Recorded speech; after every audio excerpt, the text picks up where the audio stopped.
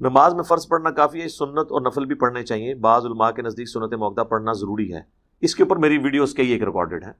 کیا فرض نماز پڑھ لینا ہی کافی ہے؟ وہ آپ ویڈیو دیکھ لیں۔ اس کے بعد سنت چھوڑنے والے پر لعنت، یہ بھی میں نے ویڈیو ریکارڈ کروائی ہے، کیونکہ بعض لوگ جامع ترمذی کی اس حدیث سے پلی لے رہے تھے کہ جو سنت چھوڑ دیتا ہے نا، نبی علیہ السلام نے 6 لوگوں پر لعنت فرمائی ہے، ان میں سے ایک ہے میری سنت کو چھوڑنے والا۔ تو اس کے اندر یہ سنت موقدہ کو لے کے آ رہے تھے۔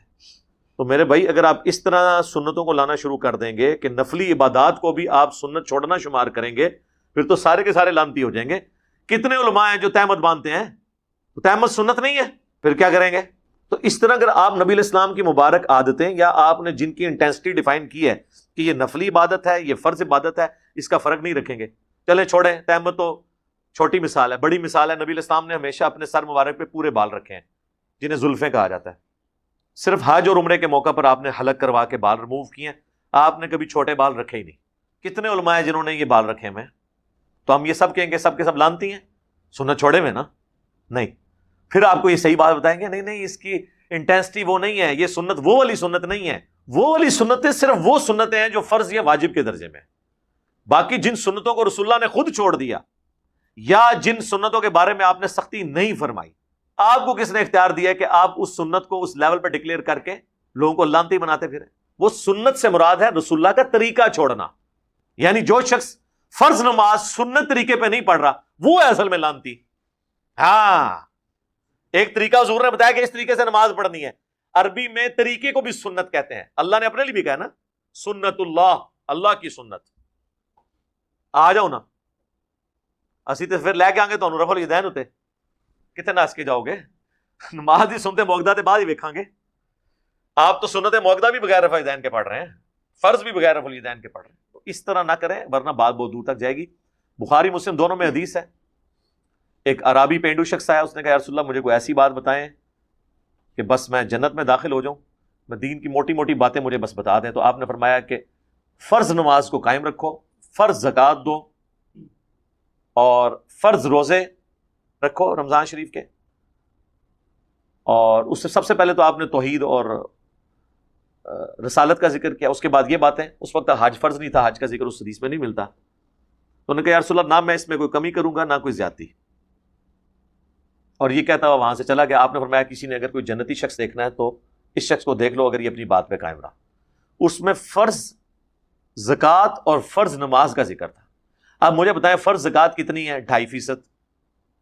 آج تک کسی مولوی نے کہا ہے کہ جو 2.5% کے علاوہ اگر عام نفلی صدقہ نہیں کرتا تو اس کا 2.5% بھی قبول نہیں ہے۔ الٹا آپ کو یہ کہتے ہیں کم چک کے رکھو، بس زکوٰۃ اینڈ تے دے دو، 2.5% تے سارا مال پاک۔ نماز کے لیے وہ کہتے ہیں کہ 17 رکعتوں کے علاوہ اگر آپ باقی نہیں پڑھیں گے تو وہ بھی نہیں قبول ہوں گی۔ بلکہ اس سے بڑی کہانی کراتے تھے، یہ کہتے تھے جو تراویح نہیں پڑھتا اس کے روزے ہی نہیں ہیں۔ اب جب میں نے ان کو ننگا کیا، کہتے ہیں ہم نے تو کبھی کہا ہی نہیں ہے۔ کون کے اندر سی ہر بات سے مکر رہے ہیں جی، جو باتیں یہ لوگ آپ کو بچپن سے ہم کہتے ہیں کہ یہ بغلوں میں بت رکھ کے آتے تھے، رفع الیدین ہوتا تھا، یہ آپ کہانی کراتے رہے ہو، بتاؤ یہ کہاں لکھی؟ کہتے ہیں ہم نے تو کبھی کہا ہی نہیں ہے۔ ہر بات سے مکر رہے ہیں۔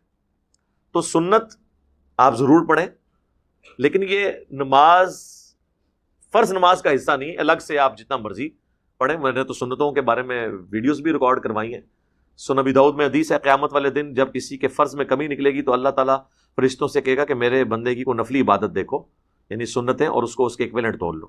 یہ سنت کا لفظ جو ہے یہ فقہا کی ٹرم ہے۔ قرآن و سنت میں صرف 2 ٹرمز استعمال ہوئی ہیں، فرض اور نفلی عبادت۔ نفلی عبادت میں آپ کی سنت موقدہ بھی ہیں، غیر موقدہ بھی ہیں، عام نوافل بھی ہیں۔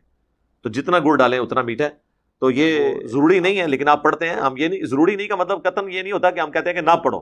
لوگ یہ سمجھتے ہیں کہ اس کیس ہم کہہ رہے ہیں نہ پڑھو۔ اب کئی علماء نے میری تصویریں لگا کے ویڈیو چڑھائی ہیں کہ علی کہتا ہے کہ سنتے نہ پڑھو۔